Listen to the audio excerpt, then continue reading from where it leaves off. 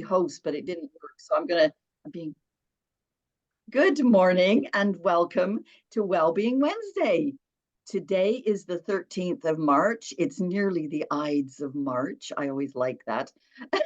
My daughter was born yesterday. Well, not yesterday, literally yesterday, 39 years ago. And I found it hilarious that she was born in the Ides of March. It's nearly equinox.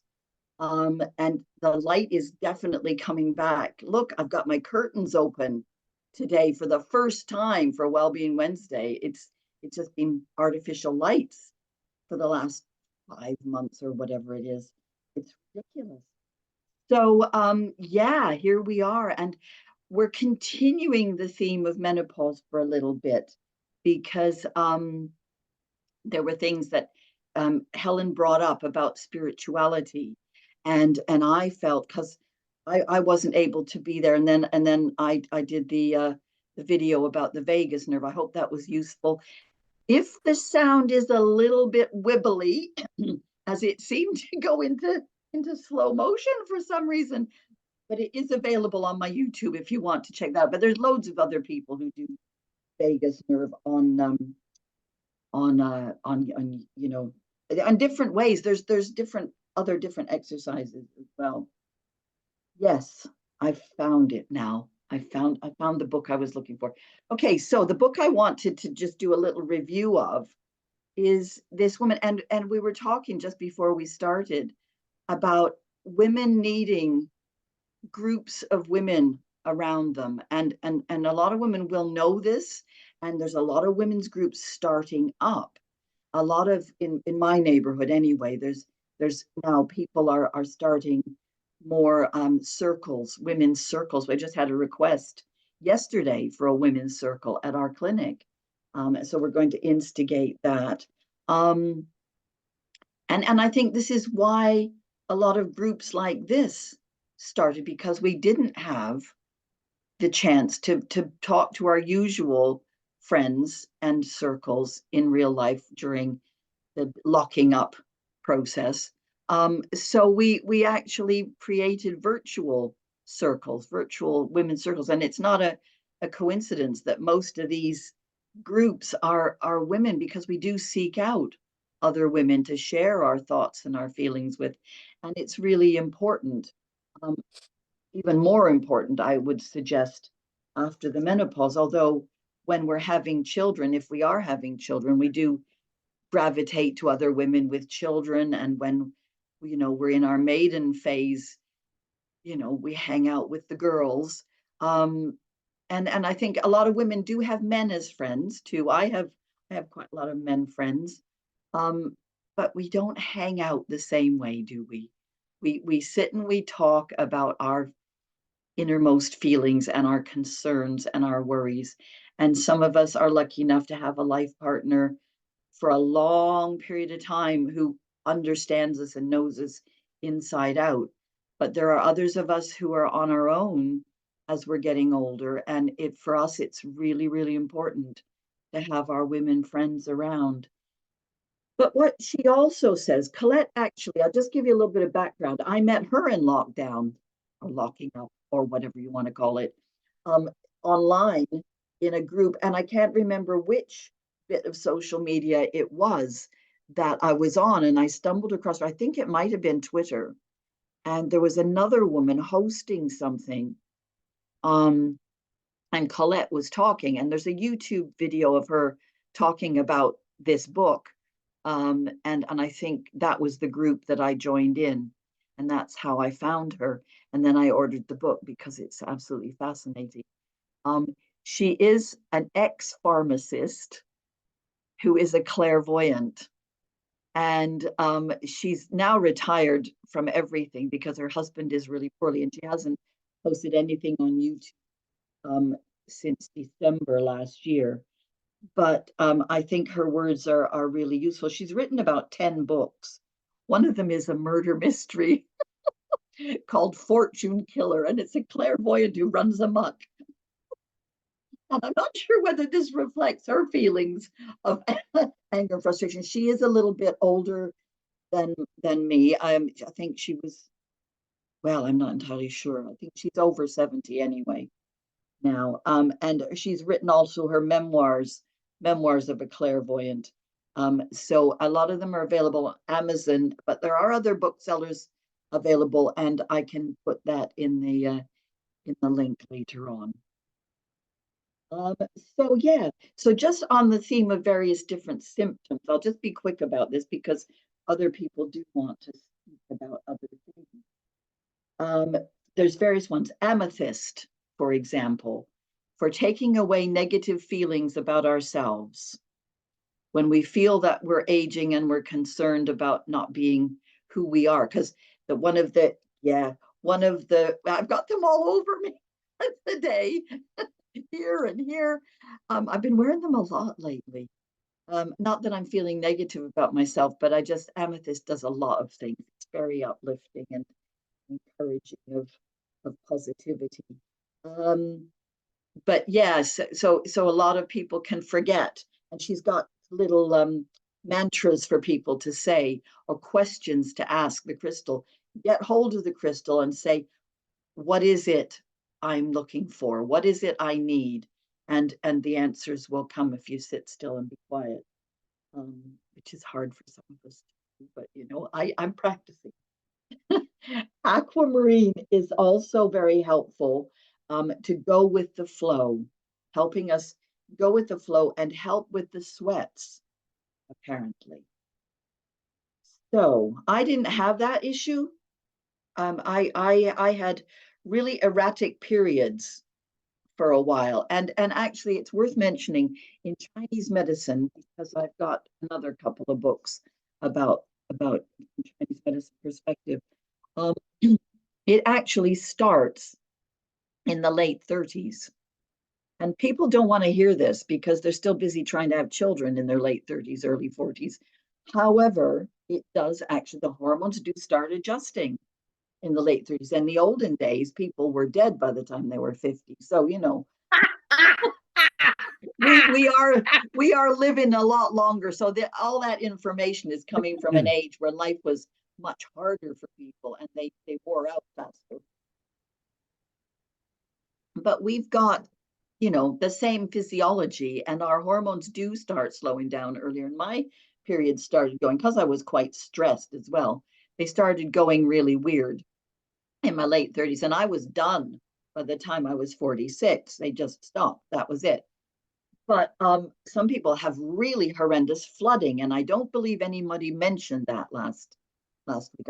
I listened, and it's something that is so distressing, because you think your periods have stopped and you don't carry anything around with you anymore, and all of a sudden there's blood everywhere. Not to put too fine a point on it. I had a patient and a friend. She was my receptionist at my clinic at the time, and she had just had the worst time. The worst time. It would just come out of nowhere. And this is what Sarah did say. I think it's 2 years before, when you've not had a period for 2 years, then you're pretty much unlikely to have another flood. But any time in that time frame, it's possible to have another period, and it can be really dramatic. And so bloodstone is really good for that.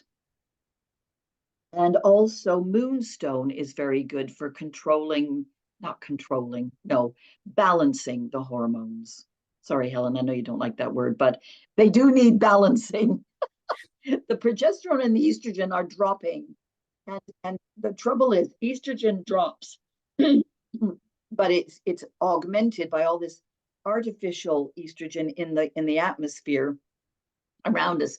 And there are hormone disruptors. I didn't eat cheese yesterday, don't think, but I've still got a frog. So anyway, it's just my early morning frog. So yeah, moonstone for balancing, bloodstone for the control of breakthrough bleeding, and I believe, from Chinese medicine perspective, the red stones bring back joy. We've got to rediscover our joy in living, and that's where any red stone will help with that.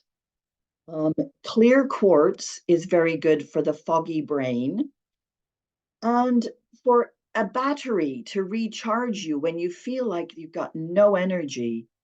Plug into a clear quartz, and it will bring some energy to you. If you're using crystals, of course, if you're just new to crystals, it's worth remembering. Oh, look, Helen's already with all of them. She's got the whole gamut. Yes, you and me, we love our crystals. Um, the thing about oh, I've got my sunstone on.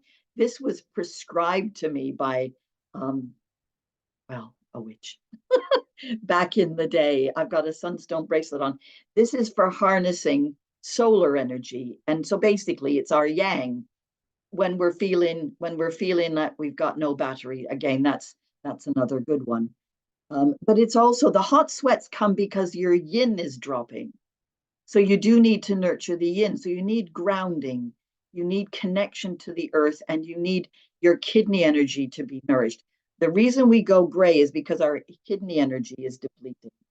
So I'm blessed. I'm really lucky that my dad's side of the family didn't go gray until very old. I've managed to chop off my lockdown hair, by the way. Last Saturday, I went to the hairdresser. I said, get lockdown out of my hair. That's it. The color's gone. Um, Hematite for grounding. Sorry, that was a tangent. I do that. Um, Tangent for grounding and supporting the kid. Did I say hematite? Grounding and supporting the kidney energy. I'll be done in a minute. Sodalite to help define where the mood swings are coming from. Because we need to ask that question. Why am I feeling like this? What is this I'm feeling? Why am I irritable or sad, bursting into tears at the drop of a hat? And you may not know why. So asking the sodalite might help that. And I think that's all I managed to do. But I think you could do very well getting hold of that book by Colette Brown. She's in Do Scotland and she's got a beautiful Scottish accent. So have a look at her YouTube channel as well. you just opened up a whole, there was so much in what you've just said in where you went.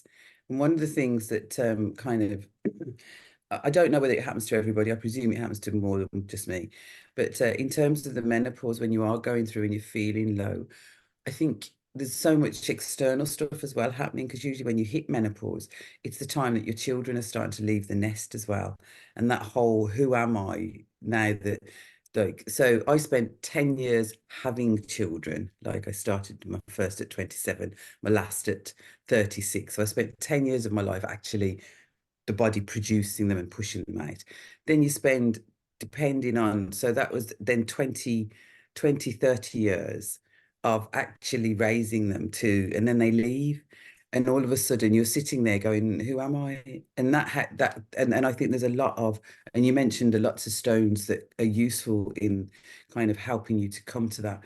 And I think that that's something that I never kind of, when we were young, when we were younger, the menopause wasn't something that was spoken about. So there wasn't a lot of stuff out there, but I wasn't ready for my children and this, like, who am I? And then the lockdown happened at this, we moved here and the lockdown happened. And it was the first house I'd lived in since I started having children. And there was just this void. Not only was the world saying you can't go out, which I ignored anyway, but there was in my home, where were my children? I mean, the two youngest did come back for the lockdown. So there was a bit of a reprieve. And then I realized, no, Mhm. they can all sod off. But there is, this who am I with when I'm not a hands-on mother? Who am I? What is the purpose? Because I think that, and this isn't, and one of the things I know that there's lots of women that don't have children, and they kind of come back and go, well, I haven't had them, so and it's like, okay, I can't speak about the fact that I am a mother because I'm going to upset, and we've got into that kind of world as well. I'm going to upset those that don't have children, but who am I if I'm not a mother? If Mhm. when I was growing up, I don't know if this is the same, but before I had children, who I wasn't, I was still exploring it, and being a mother wasn't sort of a focus or a destination. Do you know, it wasn't a destiny, oh, I have to be a mother to be somebody. So prior to having them, that kind of who am I if I'm not a mother didn't even enter my sphere. So after having them though, because for me, children give you so much purpose. You know why you're sitting in a house on your own at night, and not going out raving because your children are upstairs. That there is, for me, there was this real sense of, oh my gosh, I know why I'm here, and it's because it's to make sure they're all right. So that was one of the things that kind of came through as my menopause was kicking in. The children were leaving as well, and it was like, I can no longer have children. Not that I wanted them, and that's another thing, isn't it? You might not want them, but all of a sudden, oh my gosh, I can't have them. It's like the forbidden fruit sort of vibration. So that was Well, can I just interject there? There's something that this is a happens conversation, Jude. to women. Yeah, I know, and you would be just on a roll, and so I just had to leap in. There's a small gap. I mean, normally, what I'm going to say is we really probably do need to go back to the put the hands up thing. But since I'm the host, I'm taking host prerogative of leaping in. Um, so women who haven't had children yet and who waited and then suddenly found that they couldn't. There's quite a bit of grieving goes on when they hit Yeah, menopause too. And we have I'm had sure there's probably a crystal in here. I haven't seen it yet. I haven't agree. read the book in every detail, but there must be a crystal for grief. There is. I'm looking at my crystals, thinking, tell me which one you are. But Well, there's one. There's the one of, Apache Tears. Apache Tears is the general one for I've never grief, heard. but particularly for menopausal grief of loss of, I the would other encourage phases. But people. mm, I would encourage women, if you are looking at crystals, and rather than getting befuddled about which crystal does which, go to a crystal. If you're going to a crystal shop, find a shop that when you walk in, you like the vibration, you feel good in that shop, that you like the energy of that shop. Because I've been in crystal shops, and I remember going into one once, and I was like, ah, and I literally just walked out. It was just uh-huh, so uh-huh.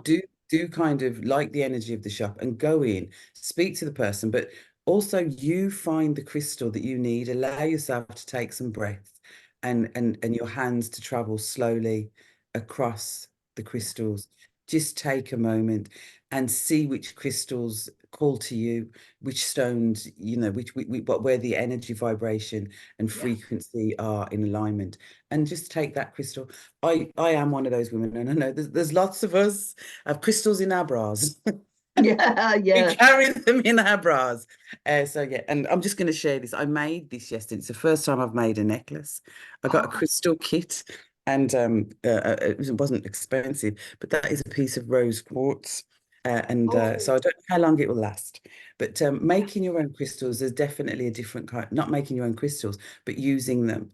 And there's so many ways of utilizing a crystal into your world, wearing them in your bra, putting them in your water.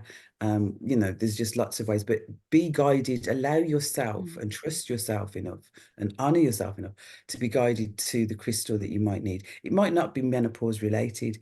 It could No. be rooted. The reason that you're feeling a certain way might be rooted in something that happened years ago. And that's why you need that crystal to kind of work that through, and it will help in your menopause. It's an energetic thing. So I just wanted, in terms of the crystals and that, and children and flying the nest, and the menopause has been quite an amazing time, I find.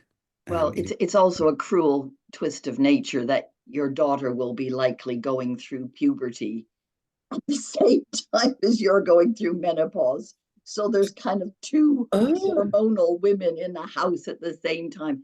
All That's three. hard work. Yeah, Yeah, Sarah knows about there were that. three. Oh I God, nearly yes. killed my daughter. She nearly killed me, but we're good I have friends again now, so it's I okay. have three daughters, and I wasn't going through menopause when they were pubescent, fortunately. They would have ended up in death. I'm sure that would have ended up in a court case. Oh, and well, in my house, it was murder. I think it was. Well, it must have been awful for, should we say, anybody else who happened to be living here at the time, because my daughter, one who was 14. Excuse me, my bloody dog's being naughty. Hang on a second. That naughty dog. That naughty dog. Kerry It's my just naughty asked spirit, sorry. Kerry just asked, how do you nourish your kidney?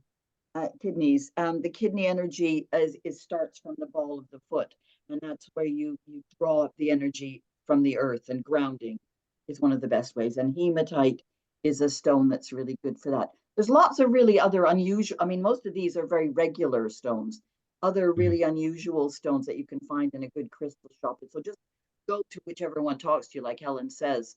And also shungite to protect yourself from external disturbances. Yeah, I've got mine on here.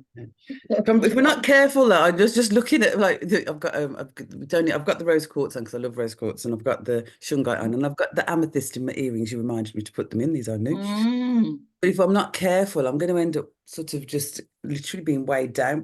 You can have too many. That is a very good point, actually. You mustn't mix too many crystals together on your body at any one day. You want to, don't go gathering all of the ones I've mentioned and pile them all on just in case.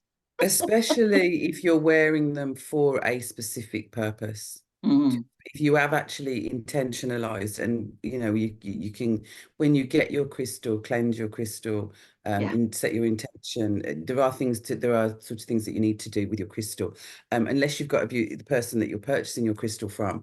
When I buy jewelry, I definitely ask the maker if it's made by somebody. These were an intention and a vibration was put into these, so I haven't done anything with them, but after a while they will be cleansed. And you can cleanse your crystal depending on the type of crystal you have with water. You can literally just put them under running water. You can cleanse them with smoke, with sage sticks or Palo Santo, or your fire smoke cleanses. And then you will need to, then I usually put them outside on the earth to either absorb the moon and the sun energy. Full moon, lots of crystal people around full moon, you'll find their crystals out on the garden, receiving that and being energized. And then you set your intention. So even if you have a crystal, quartz is one of the kind of universal crystal. It's powerful, and it can address virtually everything. It is that kind of powerful crystal. Hence the reason we're having clocks and watches and different gadgets and gidgets. Find a lot of quartz. But you set your intention into your crystal about what you want your crystal to do and what it's for. And then that will work, but do cleanse. If you don't, if it hasn't been done if you just buy a crystal, if you're guided to a crystal, you buy the crystal, do wash and cleanse and intention, because everything gathers energy. So and if a lot of people have been in that shop, there's a lot of energies around those crystals, and they are quite lovely. I don't know why I started telling you that. People touching them, because I didn't say it. Thank you, because that was one of the things I meant to say about crystals. You have to cleanse them. You have to look after them. You have to make them your own. She talks about that in the book, about asking the crystal for information back as well, how using it to get guidance from wherever. And also, see, there it's gone again. We were talking before we started the recording about how you lose words, and how sometimes the right first letter comes and then the wrong word follows afterwards. God knows what that. I think that's a kidney thing. Probably a kidney energy thing. But it's the thing is, there's also another book that I wanted to mention, that my friend Tamar talked about in the Magical Human podcast thing that we do every new moon and full moon. I just love doing that with Claire the Oily Witch. When Women Were Dragons by Kathy Barnhill. And I just wanted to mention that one as well, because Tamar's all for reclaiming our dragon essence, especially right now, this year being the dragon year. I think it's very good. But yeah, the puberty and the menopause conundrum. Colette also mentions making a ceremony, doing a menopause ceremony, because she's a shaman as well. And a friend of mine wrote a book about a ceremony for her daughter for puberty. And we could talk about puberty next week if you want. That would be something, to balance out this, because it's the other end. It's the other upheaval in women's lives. It's the end of childhood. And we need to kind of address that. But I've wittered on long enough. Sarah, I'm sure you have plenty of things to say. Yeah, well, I was actually going to mention, I started to mention that, yeah, during when I was going through the couple of years of menopause, my daughters they had also, one of them had started their periods about 4 years before, and the other one had just a couple of years before. So you can imagine what my house is like. It must have been pretty difficult for anybody else living here. Consequently, he left slap bang in the middle of my 2 years of menopause, which was a real shock. And that feeling of, because 3 of my children had left home at that point, the third one went to university, and then just 2 or 3 weeks later, that was when my husband left. So I was kind of already going through that. Oh God, who am I? If I'm not a mum, who am I? And yes, I'm a homeopath, and yes, I'm a Bowen practitioner, and yes, but I was also a wife, and then I suddenly wasn't a wife. So I've really had to go on a journey of self-discovery once again. But my goodness me, aren't I glad I have? Aren't I glad I have? Yeah. And it's been a hell of an interesting time, shall we say. Isn't there a Chinese proverb that says, may you live in interesting times? Yeah, it's kind of a Or is curse. it a curse? It's a curse, actually. Yeah, it's a curse. Yes. Well, somebody's clearly said that to me at some point. So it's been interesting. Also, every crisis is an opportunity, is another good Chinese saying. And absolutely, that's kind of gone into the world of finance for some reason. They've grabbed hold of that and gone, yeah, let's have a crisis. I think though it's important to that when women are finding themselves, because one of the things, I don't know if you had this, the sense of isolation that you were on your own in doing this, and I know that the inner work is done on, you have to do that on your own, but like I'm on my own now as well, and who am I? And June, and I think it is about connecting with the other women. Historically, we lived in tribes and communities, and we sat together. Most women will menstruate together. When you live with women, you menstruate at the same time. We cycle together. We have our children together. I think we're going to talk about childbirth, but the need to keep your connections with your fellow sisters, just keep that to. And it is all everything becomes very structured these days. Like we have circles and, but once upon a time, we just found each other. We just went to each other. We just gathered with each other. We sat with each other, whether it be outside the school playground, but everybody goes in cars now. That's another thing. People aren't walking their children. This sense and all of these opportunities to connect with each other have slowly been eroded. And that's why everything has to be so structured. If we don't do that, but getting together, and I know, as I said, when I had my children, I was so fortunate. I can't believe how blessed I was, because I had friends. And when you have your friend, when you have a children when we were having children, my sisters would come and they would look after me and I didn't have to do anything. They cleaned my house, they cooked my food, and I was literally given 10 days to just be with my child. And then when I had another child and another child, it's funny that as the more children I got, the less time I got of that freedom. It went from 10 days to 9 days to 8 days. But that's to know that support is there as well, and not from the state, but just from and we did look after each other's children. We were all vegan at the same time, so we fed each other's children. My children have been fed by others, and I'm talking breastfeeding as well. And I've fed other people's children, and there was such a sense of being together and not being alone and knowing. And when your boobs swell up with the milk, and I have big boobs anyway, and I remember my friend's daughter coming and going, they look like footballs, and they felt like they were just horrible and hard. But all of the stuff that goes on, I think women need, and menopause and puberty, you have your girlfriends, all of those times, your mother, your maiden mother crone, we desperately need, I was going to say desperately, and then I thought, don't say that, but it is that. And I think it's an innate primal yearning to be with those that not only do we feel more secure, but that share an experience, and each of our experiences are very unique. I think it's important that we know that, as much as there's a few women here I can see that are in that menopausal phase, but you know that your experience is still your own because of your history and wherever you are, and whether you've got a husband or you haven't got a husband. As you navigate these things, step back into the, you know, make sure that those connections with your sister, your fellow woman is there. Play, rediscover yourself. And Sarah touched on that, and I can see June's actually been very good. She's putting up her hand. I feel like talking just to annoy her and so much the frustration and the steam come out of her ears as I just keep talking. Yes, June, sorry. Kirsten, I'm just as you were talking about the harmonized, synchronized period flow.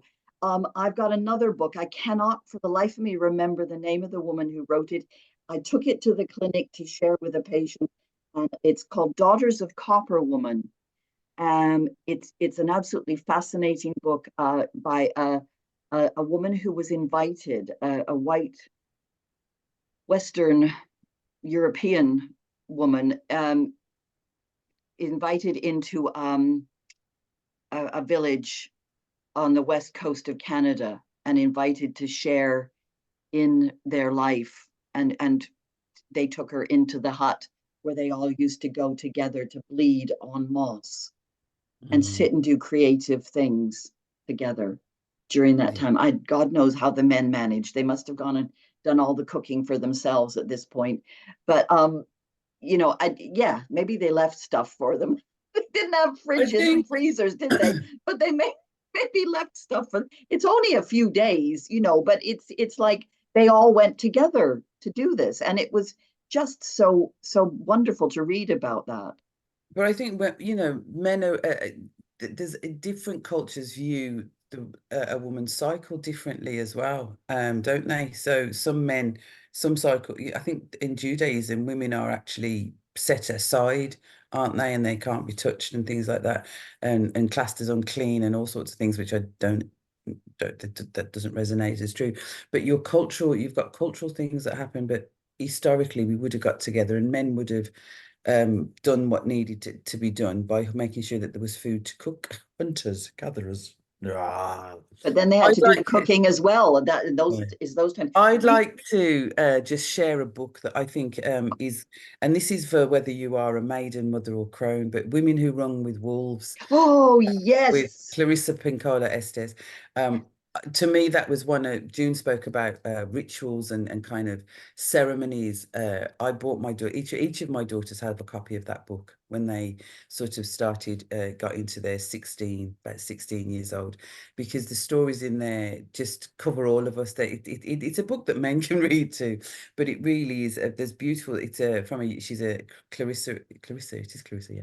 Yep. She's a Jungian psychoanalyst, so she looks at the fairy tales and myth and things like that, the stories, and she's a cantador, so she's collected stories, and then she's put the Jungian perspective on those stories and navigating them as we navigate through. And I think that I'm going to promote stories here and myths and legends because they talk to our collective psyche. There is something ancient and wonderful about them, and they offer us space, they offer us support, they offer us challenge as well. But that's a wonderful book. I mean, a few of my favorite stories in the world are there, and I think Sealskin, Soulskin, for a time, just absolutely I just kept reading it, and it is about the need to have your skin, to be you in your skin. It very much speaks to that, and these are stories from around the world that you can read and enjoy, and also then look at and examine.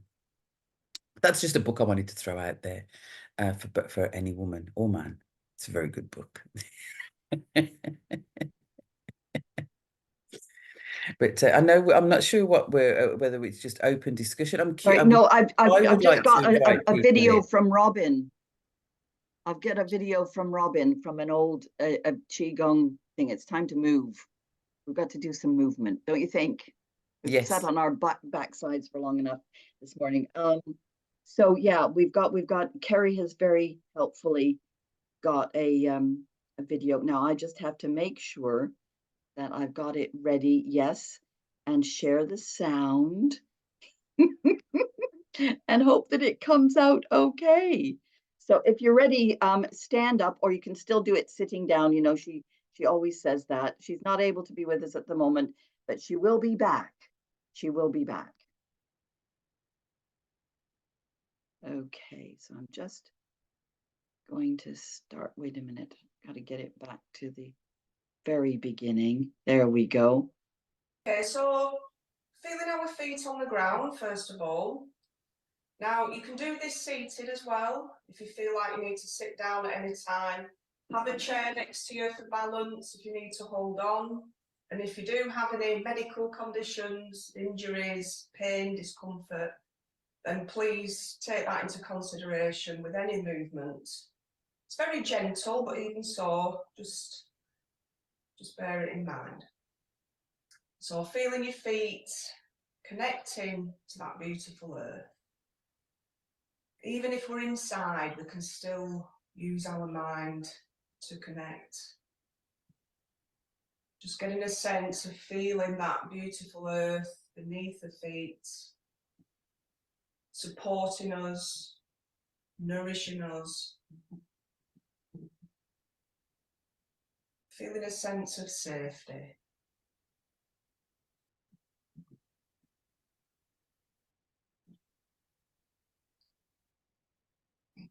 And just get a sense of connecting to a beautiful well of wellness that's deep within the earth. So sending your roots down, deep down to the well of wellness, and letting the roots go out far and wide.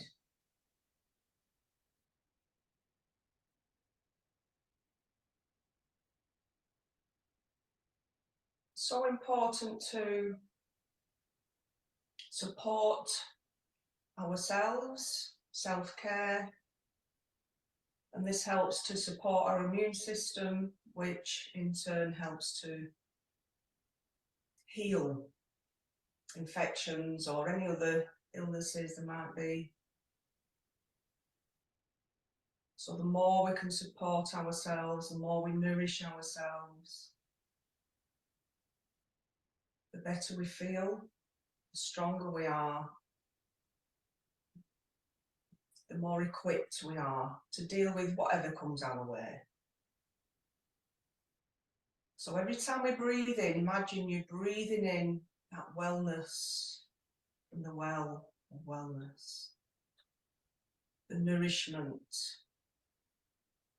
the supporting, nurturing energy, filling ourselves up. And every time we breathe out, just releasing anything that's not helpful to the body, getting a sense of releasing tension, toxins, any kind of thoughts that aren't helpful, even if it's just for this moment. Connecting to your body, connecting to the earth, breathing in the wellness, breathing out tension, releasing, softening into the body.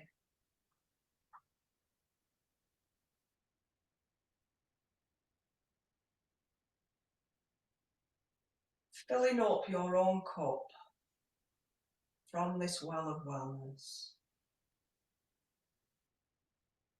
Replenishing any lost energy.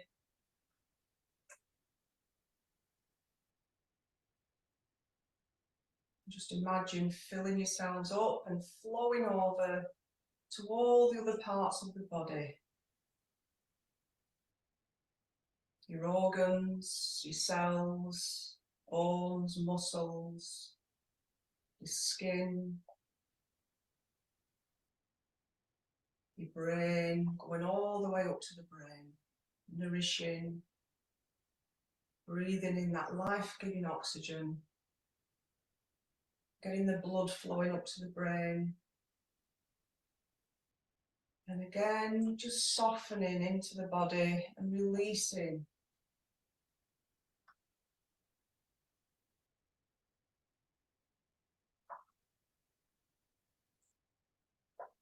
And then just bring your awareness to the crown of the head and get a sense of opening, like a beautiful lotus blossom. Opening from the crown up to the sun, the moon and the stars.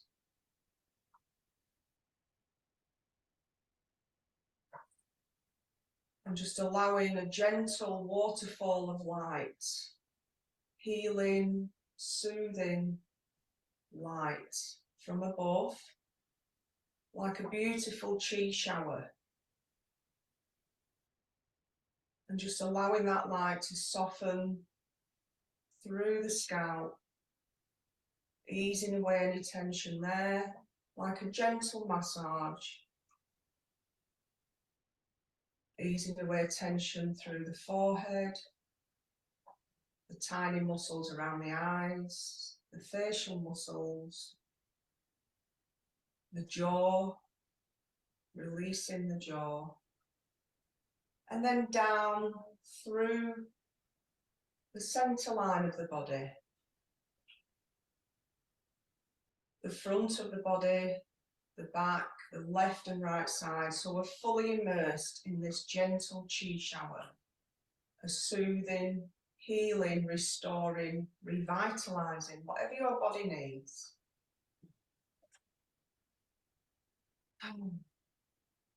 Just enjoy that feeling.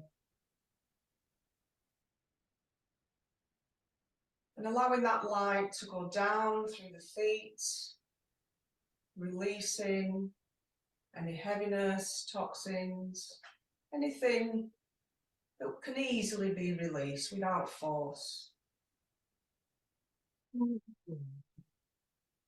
Down through to the earth to be transformed into new energy.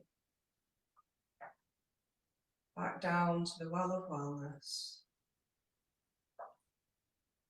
And then just bring your attention back to the feet, back into the body. If your eyes are closed, just open them, rub the hands together. Let's have a shake out.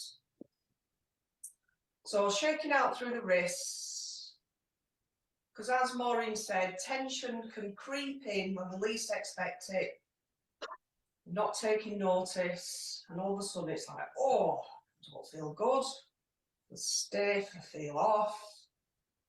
So let's, when we become more aware of what and when it's creeping in, when does it creep in? What are you doing? Are we being mindful? That word that sounds so easy, but it's not. It's a practice like everything else, and we do get distracted. There's so many distractions that take us away from ourselves, our core, our centre, our body, our mind.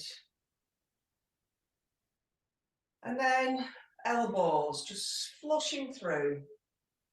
Again, flushing away anything that's not helpful, nice and gently.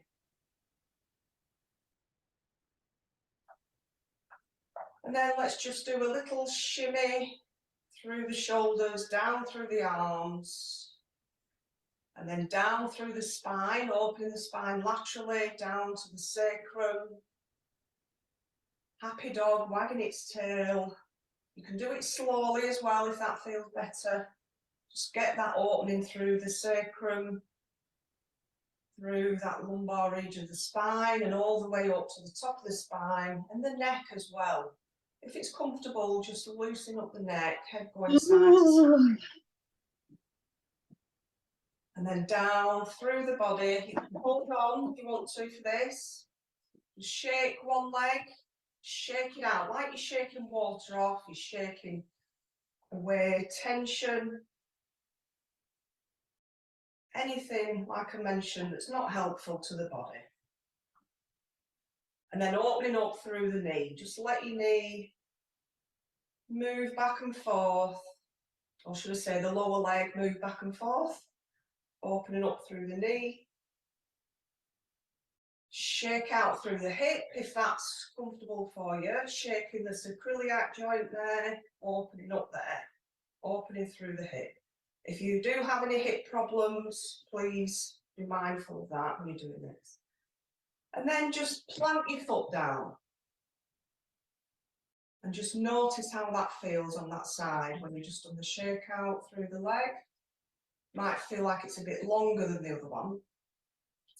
And then let's go to the other side. Shaking out. Get them channels working more effectively, get the blood flowing, fluids, the energy. And then through the leg, the lower leg. Open up that knee. Shake out through the hip and the sacrum. And then plant your foot down. So that's just a short version of the shake out. You can do it longer, as long as you feel necessary. And then just notice how you feel. See if you can feel any difference or not, as the case may be.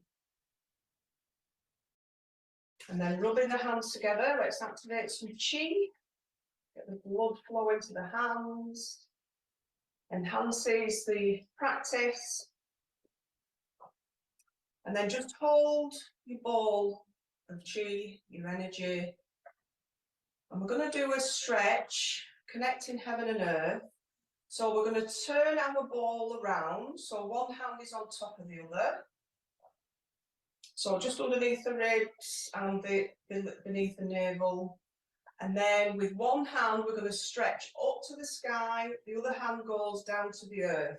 If you can, just bend at the wrist so your palm is facing towards the sky, or just do what you can. We're keeping a little bend in the elbow. Drop the shoulder blade down at the back. So we're not lifting like that because that'll bring tension in. Just a gentle lift up and pushing down, connecting heaven and earth. And then bring the hands down.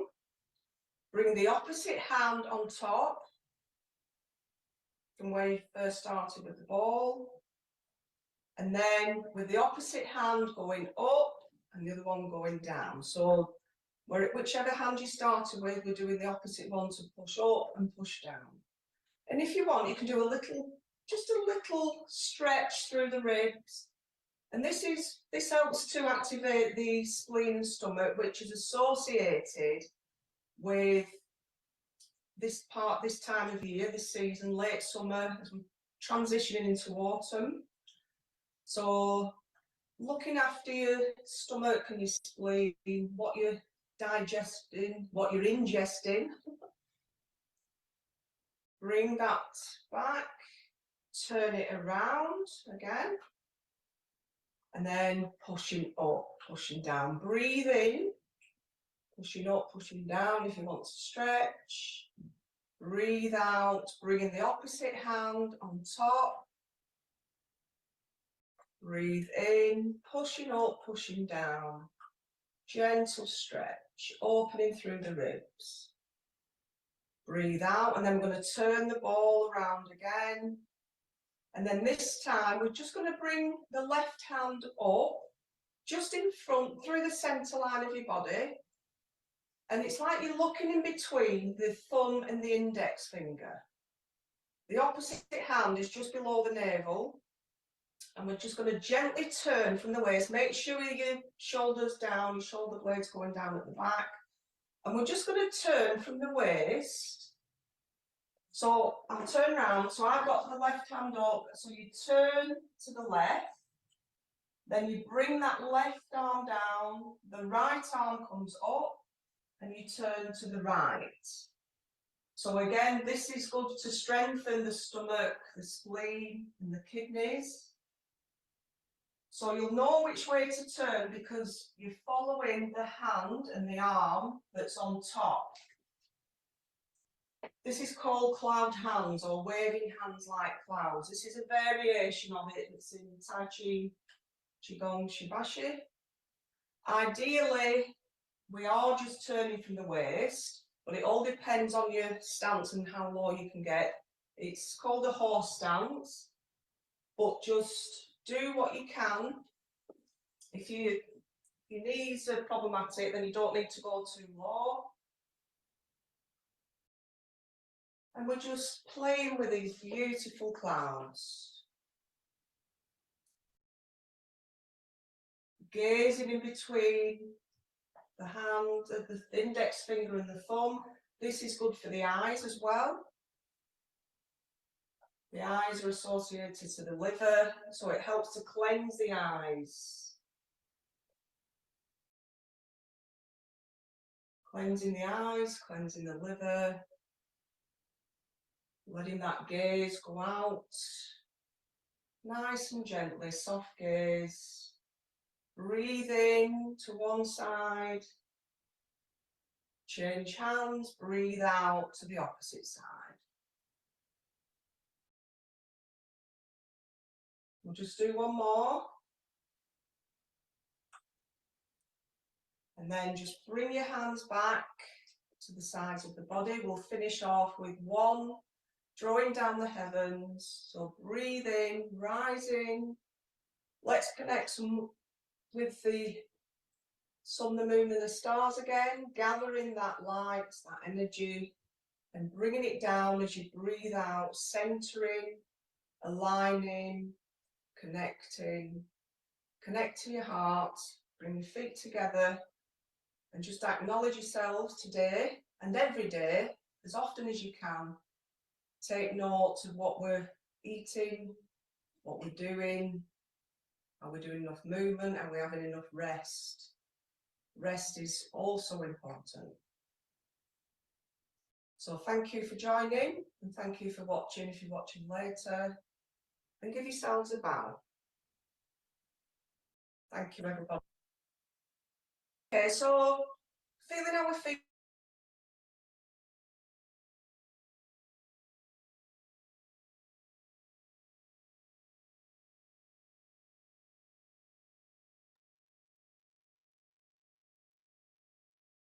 That was fab.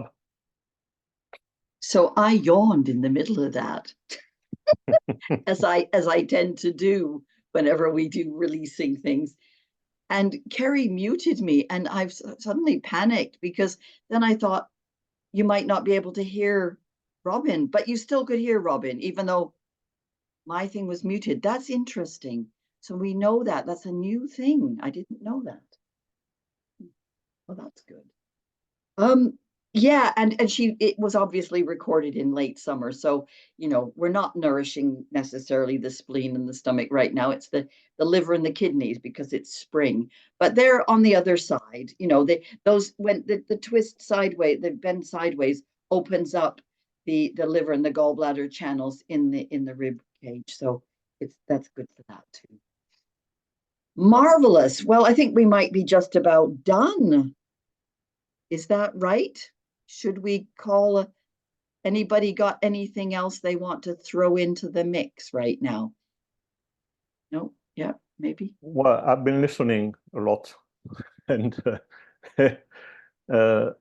it's what Sarah was saying about being in a house with puberty and starting puberty, another one having the period, and the other one starting the menopause. It's quite fun. Yeah, as an observer, it might have been challenging for you, I can imagine. But for a therapist, it's amazing. Because what you learn, it's absolutely incredible. Mm.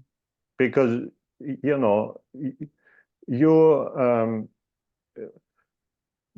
I went through a lot saying, so I went through with one of my girlfriend with abortion, right? So you go through that and you learn to support, you learn. After with my wife, we went through 2 miscarriage, but it's not, it's also very abrupt the way it's treated by the medical, because they give you a leaflet and say, okay, read, and that's it, and you are out, right? but because my work, energetic work and all that, I was able to talk to the soul, to see the soul, to have this sort of information. And I knew when this soul going to leave the body at a certain point, because it was like a small god. I just don't want to be there, but not want to be there, right? And some they were too difficult to deal with. And after that, you deal with the full pregnancy, the birth, and after that, another pregnancy and the birth. And after that, you got obviously all the course of life or the journey of life with the cycling from toddler to, to teenager, and to teenager to go into period and period, So it's an amazing journey for therapists, because all these things, it's when you work with women, or when you work with couple and all that, it gives you so much ground and so much experience. So you are more empathetic than somebody hasn't went through that, because people said, "Oh, I know I know how you feel," but how do you know you feel when you haven't been there, where you haven't been through this process, right? And the support. So, like Helen was saying, it's important, and also June, you were saying about when you got this woman went and were leaving the men in charge of the family. That's something, and in our family we never had a problem, because that's the way we have been brought up. The father was stepping in and was doing everything he had to do. If he had to cook, if he had to watch, if he had to look after the child, be a family of 6. So, it's everybody was involved into the dynamic of the family. So, all the things resonate well with me, and that it should be the way when you are in a family, when you are a couple, that it should be an equilibrium all the time. It's not because I'm a man, I cannot do that, I cannot do that. Yeah, everybody can do things if you want it. And the support of everyone, it's at the end of the day, it's supporting all the time each other, because we are happy to find a shoulder to cry. When it's our turn, we are a bit done. But what happened with the other one, which is when she's going through all this hormone changing and all that. So yeah, I'm there. I'm there, and in my Chinese horoscope, I'm 99% feminine, despite I'm 100% metal. So one is really balance the other, because I can assure you it's hard work. Yeah, well, I think you've just highlighted that life is a learning. It's full of a series of lessons for everybody, and this is why we go through the things that we do in our lifetime to learn and to make use of it, either as a therapist or just as a human being, to be with other human beings and to work out how best to go forward. Helen.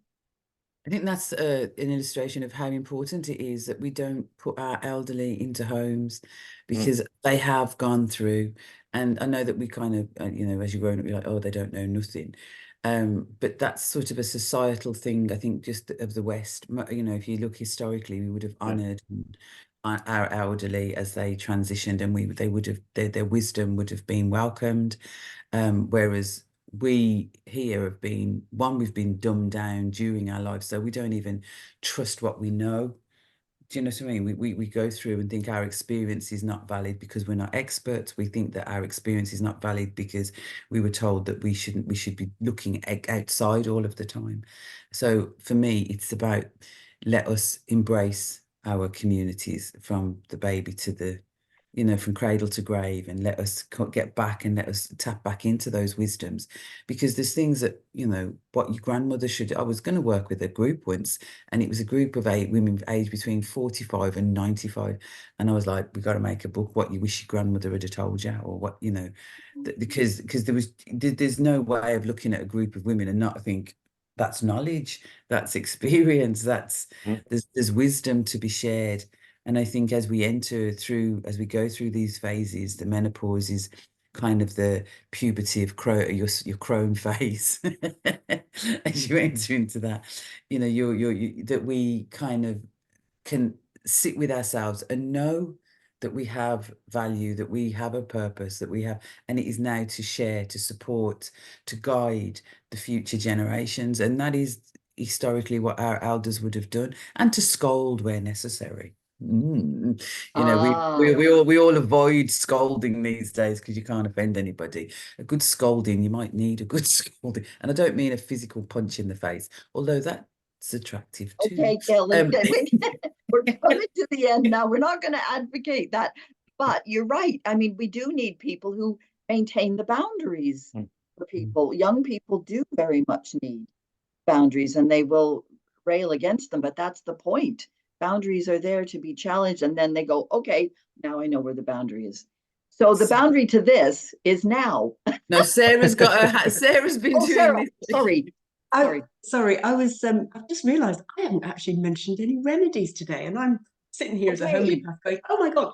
Get in there. There's a combination of remedies that I use with a lot of mainly menopausal women, but also those who are going through a tough time.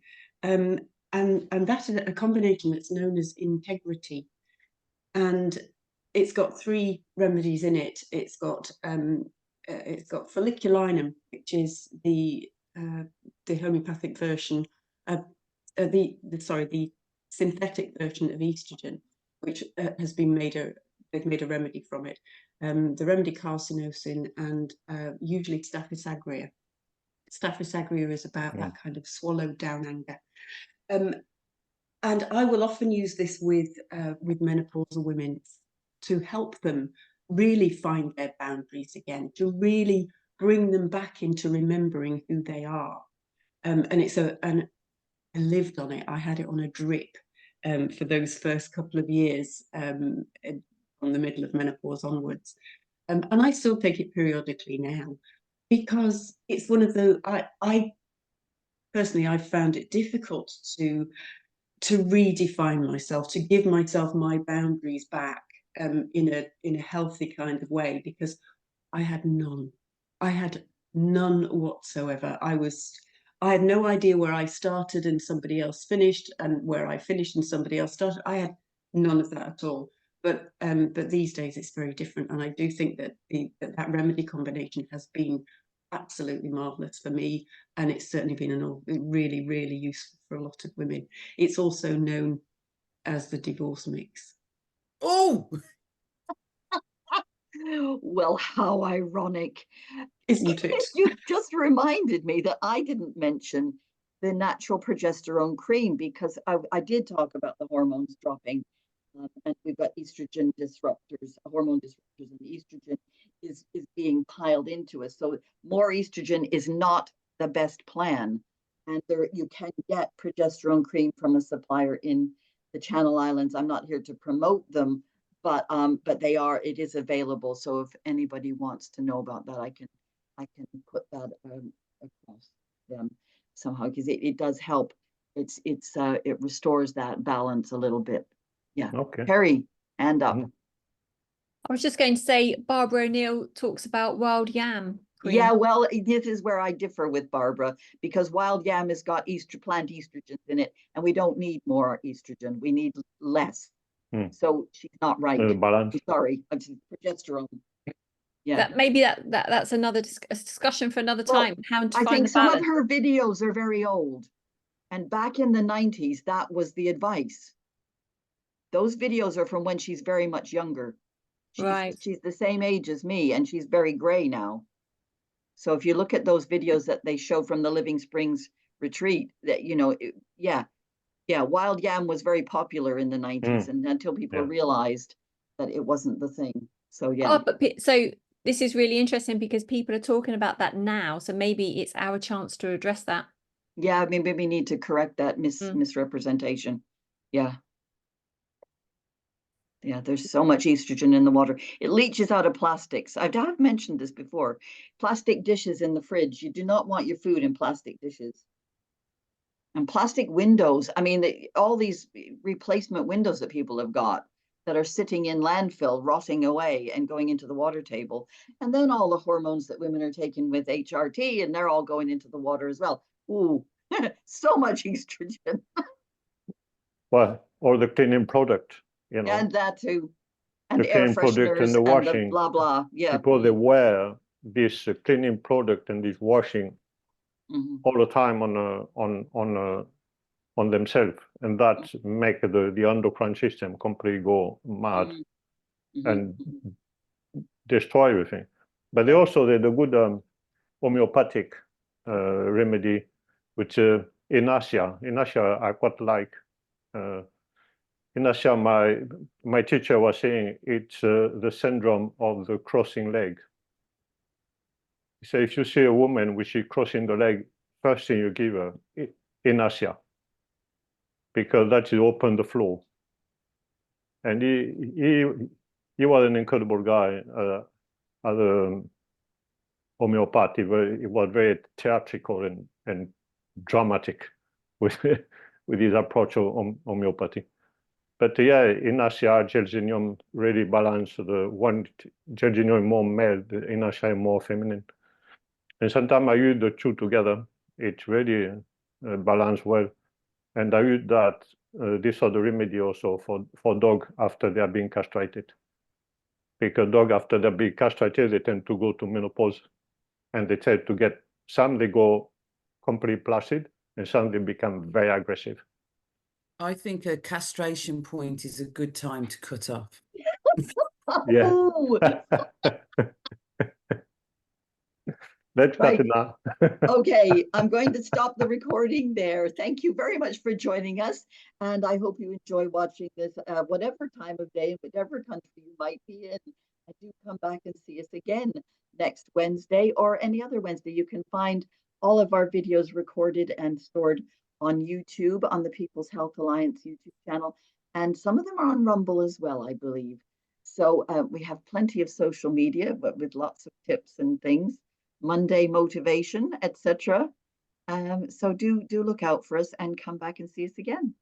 Thanks. Bye, everyone.